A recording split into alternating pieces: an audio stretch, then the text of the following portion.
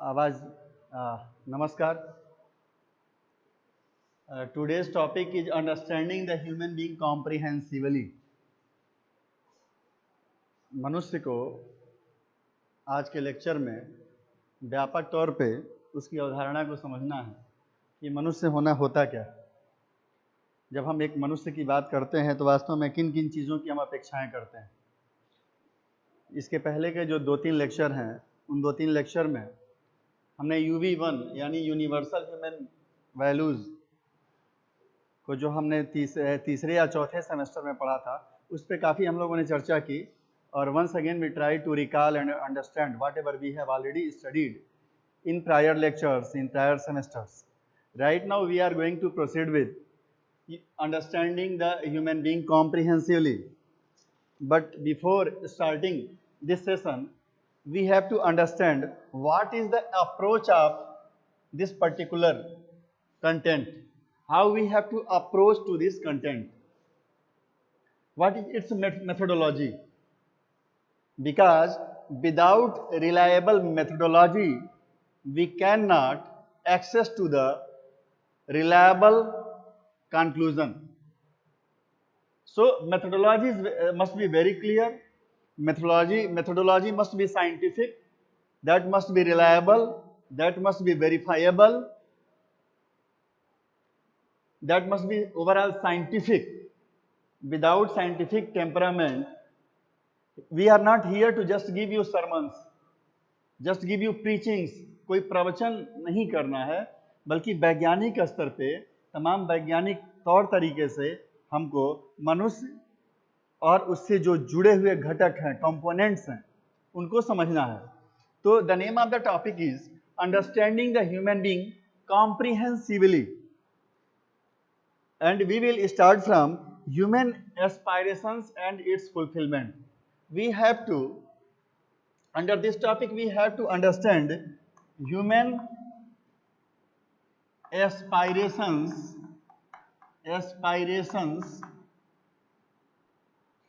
and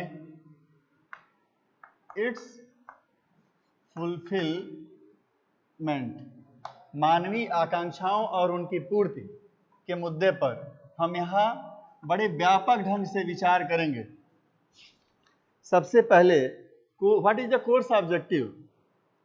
First we have to understand what is objective of the course. इस पाठ्यक्रम का लक्ष्य क्या है? Why we are studying here this topic? What is its purpose? What we want to gain from this lecture? So let me first clear about the objective of the course. The first objective is to help the students having the clarity about human aspirations, goal, activities and purpose of life। जो पहला महत्वपूर्ण लक्ष्य है इस पाठ्यक्रम का, वो है विद्यार्थी की मदद करना, उसका सहयोग करना। किस बात के लिए? ताकि वो मानवीय आकांक्षाओं के बारे में, ह्यूमन एस्पायरेशंस के बारे में, हम सबके पास एस्पायरेशंस हैं, आकांक्षाएं हैं। हमारे पास एक सफल करियर हो, एक बढ़िया घर हो, शानदार गाड़ी हो, अच्छे कपड़े पहने, बेहतरीन स्कूल या कॉलेजेस में पढ़ाई करें। There are so many human aspirations we have. So the first purpose is to have clarity about the human aspirations, its goal, activities and purpose of life. जीवन के उद्देश्य पर यह विमर्श है, ये जो टॉपिक है ये जीवन के उद्देश्य पर विमर्श खड़ा करता है। ओके। दूसरा जो महत्वपूर्ण बिंदु है, the second one of the most important point is to facilitate the competence to understand the harmony in nature और एग्जिस्टेंस। दूसरी महत्वपूर्ण बात ये कह रहे हैं कि जो वो सबसे जरूरी चीज है कि हमारे भीतर यह कॉम्पिटेंस डेवलप हो जाए, इस क्षमता का विकास हो जाए कि हम इस पूरे प्रकृति में, इस संपूर्ण अस्तित्व में, कल हम प्रकृति और अस्तित्व के मुद्दे पे ऑलरेडी पिछले लेक्चर में विमर्श कर चुके हैं, चर्चा कर चुके हैं। So I am not going to explore that particular point here. आप अस्तित्व का मतलब जो समझते हैं वही उसका मतलब है जो पहले बताया जा चुका है। तो हमारे भीतर इस कॉम्पिटेंस का विकास हो जाए, इस योग्यता क्षमता का विकास हो जाए कि हम इस संपूर्ण प्रकृति या अस्तित्व को समझ पाएं। दूसरा पर्पज ये है, और इसके साथ साथ ये समझ पाएं कि संपूर्ण अस्तित्व में, जब हम संपूर्ण अस्तित्व की बात करते हैं, नेचर की बात करते हैं, तो हम बात आपकी करते हैं, इंडिविजुअल की करते हैं। I am talking about individual, I am talking about the family in which he is living, I am talking about the society in which he is living, I am talking about the nature which is surrounded him। तो हम इसकी चर्चा कर रहे हैं, हम संपूर्ण मानव समुदाय की बात कर रहे हैं, हम संपूर्ण पशु जगत की बात कर रहे हैं, वनस्पति जगत की बात कर रहे हैं, पदार्थ जगत की बात कर रहे हैं, जो मिलके हमारे अस्तित्व को, हमारे एग्जिस्टेंस को संरक्षित करते हैं। हम केवल पदार्थ नहीं, उसके चेतना की बात भी कर रहे हैं कि इसके बारे में हमको पता चल जाए ठीक ठीक कि so that we can ensure our participation as a human being with entire existence or with entire nature। संपूर्ण प्रकृति में मेरी भागीदारी क्या हो, खुद मेरे शरीर के साथ, मैं और मेरा शरीर, ये दो एग्जिस्टेंस हैं। मेरा शरीर मेरा भौतिक अस्तित्व है और मेरा सेल्फ एक चैतन्य इकाई है, एक कॉन्शियस यूनिट है। तो मैं मेरे शरीर के साथ और मैं मेरे मन के साथ, मेरे सेल्फ, मेरे आत्म के साथ किस तरीके से अपनी भागीदारी को इंश्योर करूं, दैट इज वेरी इंपॉर्टेंट। और ये पाठ्यक्रम आपको यही समझाने का प्रयास करता है, यहीं तक पहुंचाने का प्रयास करता है, इसमें आपकी मदद करता है, सहयोग करता है, ताकि आप ठीक ठीक इस बात को समझ पाएं। तीसरी जो महत्वपूर्ण बात, जो महत्वपूर्ण लक्ष्य है इस पर्टिकुलर पाठ्यक्रम का, you understanding the human being comprehensively, human aspirations and its fulfilment, इसका जो तीसरा महत्वपूर्ण लक्ष्य है वो ये है, to help the students to develop the understanding of human tradition and its various components. हमारे भीतर समझदारी पैदा हो जाए उन तमाम मानवीय परंपराओं के प्रति, जिन मानवीय परंपराओं का हम पालन करते आ रहे हैं हजारों साल से। वो मानवीय परंपराएं जो हमको मनुष्य बनाती हैं, वो मानवीय परंपराएं जो रोजमर्रा की जिंदगी से लेकर तमाम विशिष्ट अवसरों तक, जिनका हम पालन करके अपने जीवन का निर्वाह करते हैं, अपने रिश्तों का, संबंधों का निर्वाह करते हैं और एक मनुष्य के रूप में अपने जीवन को अनुभूत कर पाते हैं, समझ पाते हैं। हमारे भीतर उस क्षमता का विकास हो जाए कि हम उन मानवीय परंपराओं को समझ पाएं और उसके वैज्ञानिक आधार को भी समझ पाएं, उसके तमाम घटकों को, उसके कंपोनेंट्स को समझ पाएं।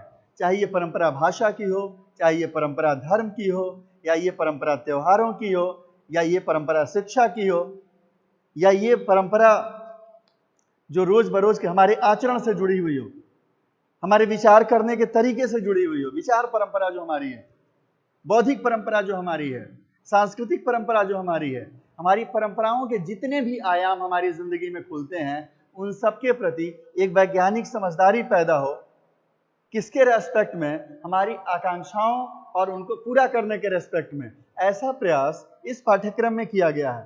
तो after making you understand the course objective, I would like to proceed to its methodology which you have to adopt to understand this particular subject or to tackle this subject. What is course methodology? और बड़ी शानदार बात है कि किसी भी, देखिए हम परंपरा से सुनते आ रहे हैं कि किसी लक्ष्य को पाना उतना महत्वपूर्ण नहीं है जितना यह महत्वपूर्ण है कि किसी लक्ष्य को आपने पाया कैसे है। यानी कि साध्य तो महत्वपूर्ण है, लेकिन साध्य की महत्ता तब और बढ़ जाती है, या साध्य तब और अपने अर्थ को प्राप्त कर लेता है जब आप उसको प्राप्त करने का जो साधन है वो साधन वैज्ञानिक हो, सर्व स्वीकार्य हो, सबके अनुरूप हो, प्रकृति के अनुरूप हो। वो साधन, जैसे आप चाहते हैं कि आप बहुत 100 में 100 नंबर पा जाएं, तो आप नकल करके भी पा सकते हैं। एक साधन आपने अपनाया, आपने चिट का इस्तेमाल किया, आप पा गए 100 में 100 नंबर। तो अब आप बता दीजिए कि जो आपका 100 नंबर पाना है, क्या आप उस 100 नंबर की गुणवत्ता को साबित कर पाएंगे आवश्यकता पड़ने पर? नहीं कर पाएंगे। तो सही साधन क्या था? सही साधन ये था कि अगर साल भर में 90 दिन या 180 दिन की आपकी पढ़ाई सुनिश्चित है, तो आप कक्षा में आए, और एक एक टॉपिक को उसके प्रॉपर मेथोडोलॉजी को समझते हुए, कंटेंट को समझते हुए, कंटेंट के तमाम अंतर संबंधों को, इंटर रिलेशन को समझते हुए आप उसका अध्ययन करें और फिर उससे जुड़े हुए सवालों को प्रश्न पत्र में समाधान करें। जब आप ऐसा कर पाते हैं, यहाँ साध्य और साधन दोनों की पवित्रता महत्वपूर्ण हो जाती है। तो अगर हमको इसे समझना है तो यहाँ केवल हम कल्पनाओं के आधार पे, इमेजिनेशन के आधार पे, एजम्पशंस के आधार पे, I am not here just to give you sermon, I am not here to give you preachings. मैं कोई उपदेशक नहीं हूं और मेरी कोई मंशा भी आपको उपदेश देने की नहीं है। मेरा कोई ऐसा इरादा नहीं है। मेरा इरादा है कि ऐसी बातें जो तमाम उपदेशों में आप सुनते हैं, एक बार आप उसकी वैज्ञानिक स्तर पर जाके पड़ताल तो कर पाएं, उसका परीक्षण तो कर पाएं, उसको वेरीफाई तो, एग्जामिन तो कर पाएं आप। That is one of the very important aspect of this teaching. So here we will talk about the methodology to approach the content of this subject so that we can have or we can reach to a reliable conclusion with reliable method, which is temperament of science. यही विज्ञान भी करता है। विज्ञान का और क्या काम है? विज्ञान अपने आप में है क्या? विज्ञान अपने आप में कोई सब्जेक्ट नहीं है, विज्ञान कोई विषय नहीं है, बल्कि जो कोई भी विषय दुनिया में आप पढ़ते हैं, उन तमाम विषयों तक पहुंचने का एक तरीका है जिसको कहा जाता है वैज्ञानिक तरीका, साइंटिफिक मेथड। ऐसा करने से जिसमें कार्य कारण संबंधों के आधार पे, तर्क के आधार पे, रैशनैलिटी के आधार पे, without any biasness, biasness based on caste, biasness based on creed, religion, dogma, economic calibre, prosperity, इसके आधार पे यहां कोई चर्चा नहीं होती। जेंडर के आधार पे चर्चा नहीं होती। किसी की समृद्धि के आधार पे, किसी के धन दौलत के आधार पे, किसी की सत्ता के आधार पे हम किसी बात को नहीं समझते। हम कार्य कारण संबंधों के आधार पे समझते हैं। उन संबंधों के आधार पे समझते हैं या उन आधारों पे समझते हैं जो आधार या प्रकृति तय करती है, जिसको लॉ ऑफ नेचर कहा जाता है, लॉ ऑफ साइंस कहा जाता है। तो लॉ ऑफ साइंस के आधार पे हम कंटेंट को हैंडल करेंगे ताकि इसमें किसी भी किस्म का पक्षपात न हो। दुनिया का कोई भी आदमी इसकी स्टडी करे, उसका वो एक ही कंक्लूजन तक पहुंचे। सामान्य तौर पे हजारों साल से, जब से विज्ञान, सैकड़ों साल से चर्चा होती रही है कि कला के क्षेत्र में वैज्ञानिक चर्चा संभव नहीं है। लेकिन यहां आप एक्सप्लोर करेंगे तो देखेंगे कि कला के क्षेत्र में उतना ही टू द पॉइंट वैज्ञानिक चर्चा संभव है जितना नेचुरल साइंसेज के क्षेत्र में, जितना भौतिक विज्ञान के क्षेत्र में, रसायन विज्ञान के क्षेत्र में, बॉटनी जूलॉजी के क्षेत्र में, मैथमेटिक्स के फील्ड में जितनी वैज्ञानिक चर्चा हो सकती है, उतनी ही वैज्ञानिक चर्चा यहां भी संभव है। और ऐसा हम, मेरे कहने पे आप मत स्वीकार करिए, आप खुद जब एक्सप्लोर करेंगे, आप जानते हैं कि एक्सप्लोरेशन एक मेथड है। हम यहाँ एक्सप्लोरेटरी मेथड के आधार पे, पद्धति के आधार पे, हम इस सब्जेक्ट के अंडर में जो कंटेंट आते हैं, जो अंतर्वस्तु आती है, उस अंतर्वस्तु को समझने की कोशिश करेंगे। So course methodology, the methodology of this course is explorational, अन्वेषणात्मक है। यहाँ अन्वेषण करना है। हम अन्वेषणात्मक तरीका वहां अपनाते हैं जिस चीज के बारे में हमको बहुत सारी जानकारी नहीं होती। बहुत सारी जानकारी नहीं होती तो हम एक्सप्लोर करते हैं, we try to find out some new ideas. तो एक्सप्लोरेशनल मेथड एंड दस और यूनिवर्सली एडॉप्टेबल, ये मेथड वैश्विक स्तर पे कोई भी व्यक्ति अपना के इस कंटेंट को समझ सकता है, इसको अप्रोच कर सकता है। It involves a systematic and rational study. What we are talking here about?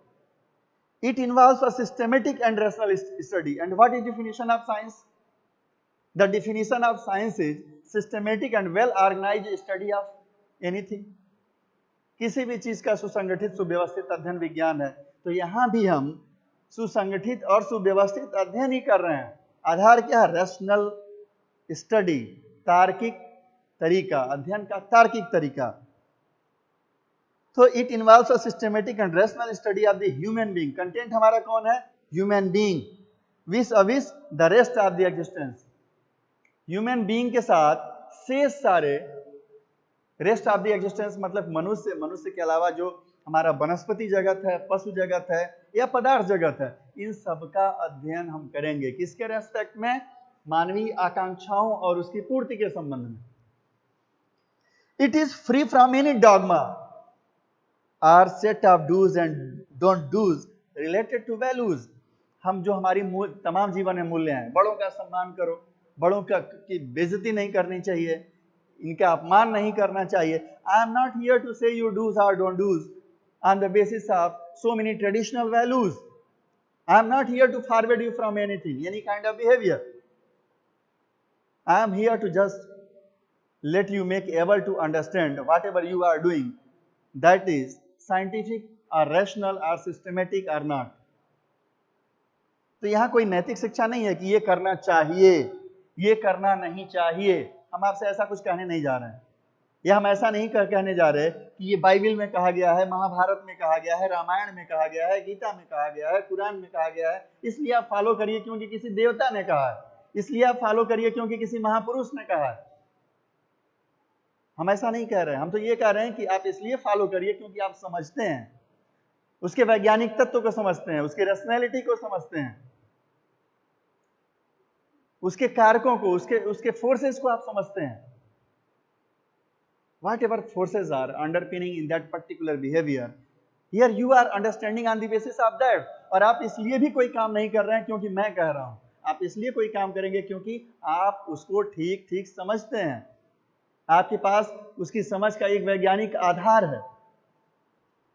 It is a process of self investigation. अब देखिए क्या कह रहे हैं, यह क्या कैसी प्रक्रिया है सेल्फ इन्वेस्टिगेशन की। यहाँ जो भी पड़ताल करना है, जो भी ढूंढना है, वो आपको ढूंढना है। आपको किसको ढूंढना है? अपने आप को ही सबसे पहले ढूंढना है। Self investigation by self. आप कभी ये नहीं कह सकते कि हमने इसलिए ये काम कर दिया क्योंकि फला ने कहा, या मैं ऐसा हूं क्योंकि वो कहते हैं। ऐसा नहीं कह सकते आप। यहां जीवन अपने अधिकार पे जीने की बात हो रही है। You have to investigate yourself. खुद की तलाश आपको खुद करनी है, खुद को आपको स्वयं समझना है, किसी दूसरे के आधार पे नहीं, वैज्ञानिक आधार पे और अपने क्षमता के आधार पे, अपनी समझदारी के आधार पे, अपने प्रयत्नों के आधार पे, अपनी कोशिशों के आधार पे। You have to investigate yourself. तो it is a process of self investigation and self exploration. यह प्रक्रिया सेल्फ इन्वेस्टिगेशन और सेल्फ एक्सप्लोरेशन की प्रक्रिया है, and not of giving sermons. प्रवचन देने की प्रक्रिया नहीं है। Whatever is found as truth और reality is stated as a proposal. यहां जो भी हम सत्य के रूप में प्राप्त करते हैं, जो भी हम सत्य के रूप में प्राप्त करते हैं, वो एक प्रस्ताव के रूप में आप तक जाती है। और प्रस्ताव के साथ एक बड़ी शानदार बात यह होती है कि आप उसको मानने और नहीं मानने के लिए बाध्य नहीं है। मैं जो पढ़ा रहा हूं उसको मानने के लिए आप बाध्य नहीं है। क्यों?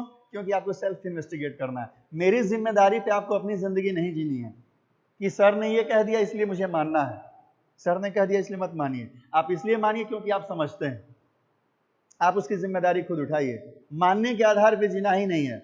आप इसलिए मानिए क्योंकि आप उसको जानते हैं, क्योंकि आप उसको समझते हैं और अपने क्षमता के आधार पर समझते हैं, अपनी कोशिशों के आधार पर समझते हैं और वैज्ञानिक पद्धति के साथ समझते हैं।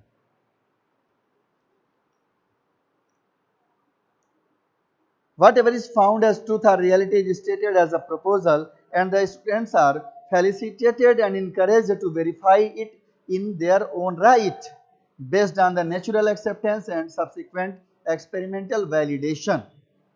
आप इसलिए हम जो कह रहे हैं वो एक प्रस्ताव के रूप में है।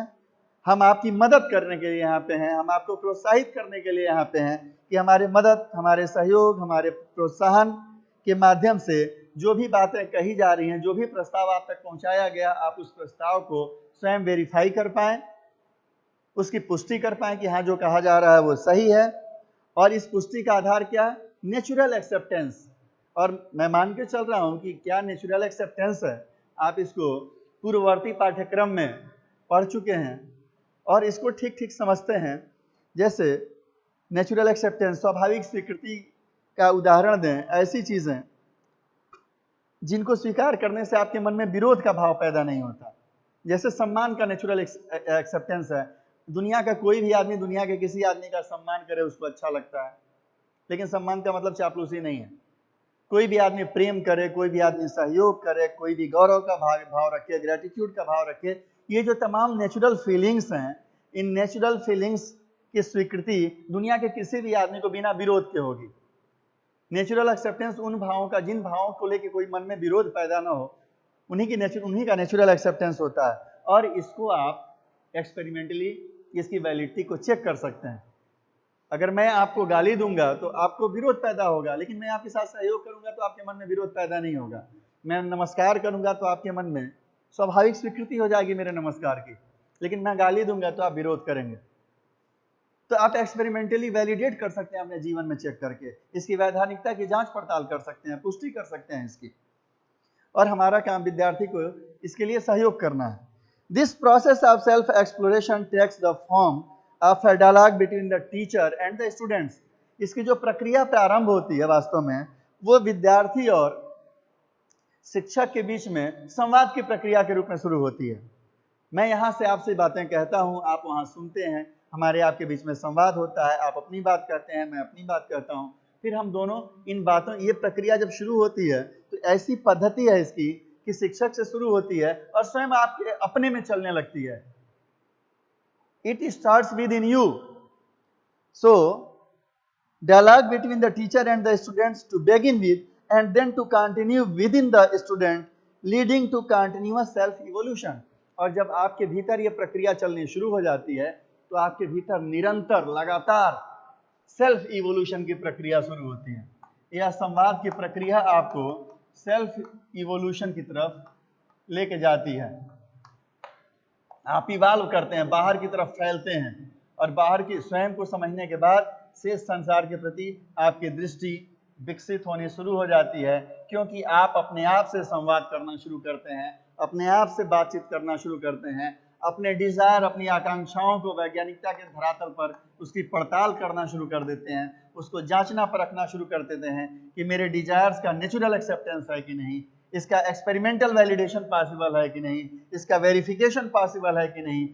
इस तरीके से वैज्ञानिक तरीके से आप इवाल्व करना शुरू कर देते हैं, अपने आप को समझना शुरू कर देते हैं। This is the beauty of this course. After that the self exploration also enables them to critically evaluate their pre conditionings and present beliefs. आप जब से पैदा हुए हैं, आप एक परिवार में पैदा हुए, उस परिवार की कुछ परंपराएं हैं, एक धर्म है, उसकी शिक्षा है, उसकी भाषा है, उसके जीने के तौर तरीके हैं, उसकी आदतें हैं, कुछ रूढ़ियां हैं, कुछ प्रथाएं हैं, ऐसी बहुत सारी चीजें बचपन से आपने सीखा है और यही चीजें आपको एक आइडेंटिटी, एक पहचान, एक अस्मिता आपके निर्मित करती हैं। आप हिंदू हैं, आप मुस्लिम हैं, आप हिंदी भाषी हैं, आप बांग्ला भाषी हैं, आप पूरबिया हैं, आप बिहारी हैं, आप उत्तर भारतीय हैं, आप दक्षिण भारतीय, कितनी सारी पहचान लेके हम चलते हैं। हमारी कंडीशनिंग होती है, हमको बताया जाता है कि तुम यही हो। हमको हिंदी बोलना सिखाया जाता है और बताया जाता है कि तुम हिंदी भाषी हो या तुम बांग्ला भाषी हो। हिंदू धर्म के प्रैक्टिस से हम सीखते हैं तो बताया जाता है you are a Hindu. Islamic practice से शुरू करते हैं, बताया जाता है यू आर अ मुस्लिम। बहुत सारी हमारी प्री कंडीशनिंग होती है, हमको कंडीशन किया जाता है।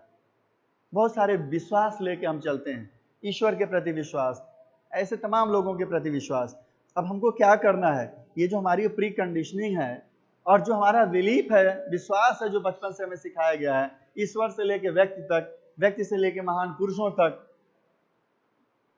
तमाम तरह के विश्वासों को लेके हम जिंदगी में जीते हैं। इन विश्वासों को अब परखने की बारी आती है, इनको क्रिटिकली इवेल्युएट करने की बारी आती है कि जो हमारा विश्वास है, हमारे विश्वास का कोई वैज्ञानिक आधार है कि नहीं, और उसको चेक करते हैं हम किसके आधार पे, नेचुरल एक्सेप्टेंस के आधार पे, नेचुरल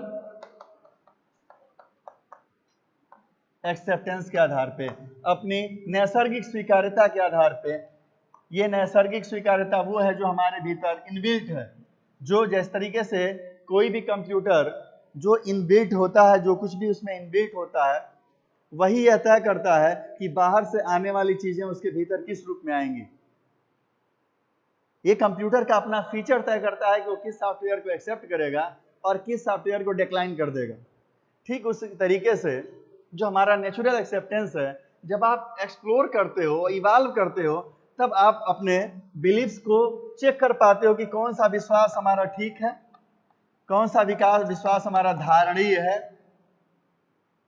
और कौन सा विश्वास हमारा धारणीय नहीं है, वैज्ञानिकता की कसौटी पर सही नहीं है, कौन सी परंपराएं वैज्ञानिकता की कसौटी पर खरी उतरेंगी और कौन सी परंपराएं वैज्ञानिकता की कसौटी पर खरी नहीं उतरेंगी, ऐसा हम जान पाते हैं। तो हम अपनी प्री कंडीशनिंग और वर्तमान विश्वासों को इसके आधार पे क्रिटिकली आलोचनात्मक तरीके से उसका मूल्यांकन करते हैं। तो ये हमारा कोर्स मेथोडोलॉजी है।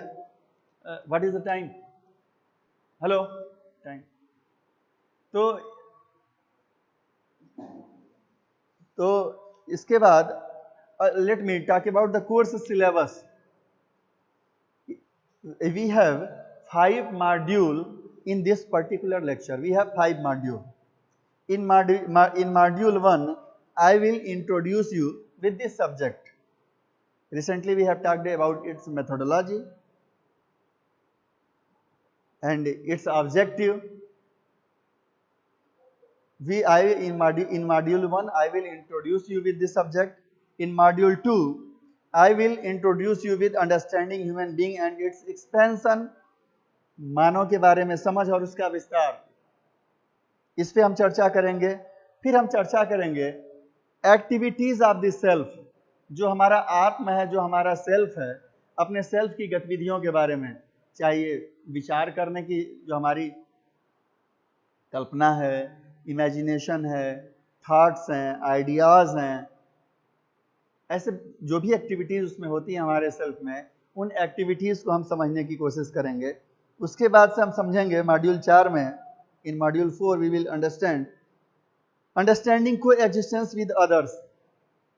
हम अपने अलावा जो सह अस्तित्व में चीजें हैं, हमारा परिवार, हमारा समाज, ये प्रकृति, जो कुछ भी whatever is there except us, we will try to understand that with other orders, अन्य व्यवस्थाओं के साथ। आपकी व्यवस्था आपके परिवार, समाज, प्रकृति के साथ, परिवार की व्यवस्था आपके साथ, आपके समाज और प्रकृति के साथ, या पूरे ब्रह्मांड के साथ। तो इस तरीके से किसी एक का बाकी के साथ सह अस्तित्व कैसे बना है, इसको समझने का प्रयास किया जाएगा। And when we will produce to forward to module 5, we will study about expansion of harmony from self to entire existence.